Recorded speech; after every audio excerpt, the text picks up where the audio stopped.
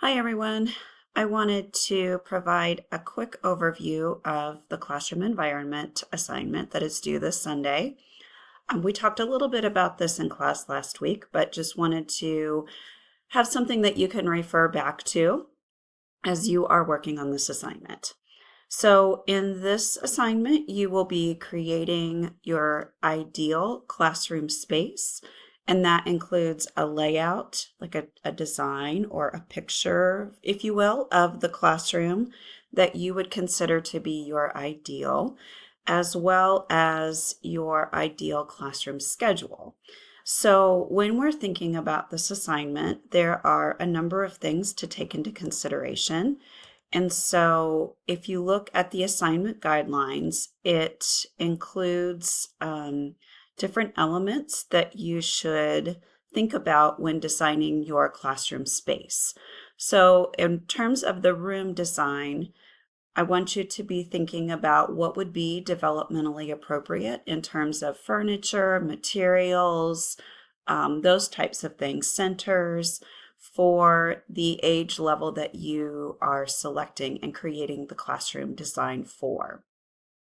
As a reminder, I would really love for you to think about trying to do this assignment for a kindergarten first or second grade space. If you are really stuck on doing something with the younger age levels, you can do preschool, a preschool classroom, but please do not do infant and toddler because you are required to have centers and interest areas as a part of your classroom design. And if you're doing especially an infant classroom, there typically aren't those spaces. So when you're putting this together, you will be thinking about how you will lay out the furniture in the classroom, what that will look like, where the windows and doors, if you want a bathroom, all of those different types of things you'll include in that classroom design. You can draw this out by hand. You can use a computer program to help you with creating this. It's really up to you how you design your classroom space. Just make sure that you label things so that I know where things are and what you are including in that classroom space. Additionally, you will be designing a classroom schedule, and this should take into consideration the developmentally age appropriate time spans that we discuss in class. Actually, we're going to talk about that tonight in class if you are watching this on Wednesday. And so for that, we will be talking about making sure that you have all of those things in place in terms of if you're doing kindergarten, first, second grade, at least 90 minutes per day of English and language arts, at least 60 minutes per day of math, making sure that you have a nice balance of large group, small group, teacher directed, child directed, all of those types of things, as well as if you're in a public school, having time set aside for things like PE or recess, music, art, etc. This should also align with your classroom design. So if you, for example, in your classroom space, set aside placement for bathrooms in your classroom and you don't include bathroom time, then that would be something to think about. So what I'm trying to say, that wasn't clear. So if you don't have bathrooms in your classroom and your schedule does not include bathroom time, like to go outside of the classroom, that would be a problem. That's just an example.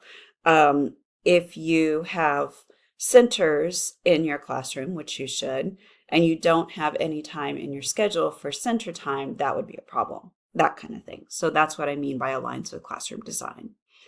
And then finally, the last part of your assignment is to write a rationale or a description of why you designed the classroom space and the schedule the way that you did. And for this, you should be referencing materials that you read. Most likely, you will reference the IRIS module that you are reviewing for this week.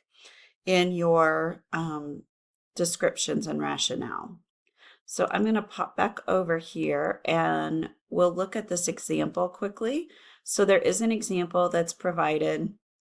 So you can see here the student sort of drew out their own design for the classroom. So you're welcome to do that or use something on the computer. You can even use pictures if that's easier for you. And then this is the rationale. So you can see here that this student referenced the IRIS modules when thinking about the classroom space. So this is an example of what that rationale or description might look like. Okay. And then the schedule. So this is an example of a schedule that this student put together. If your daily schedule is the same every day of the week, you don't have to do this for every single day. But if it varies from day to day, so for example, if you have, so like here, you have PE one day, art one day, music one day, varies between science and social studies, whatever that might be, then you can do every day of the week. And again, a separate rationale for your schedule would be included with this assignment, referencing readings and course materials with this as well. So I hope that this is helpful. As I said, we will be chatting about this in class and hopefully answering any questions that you have before this assignment is due this Sunday.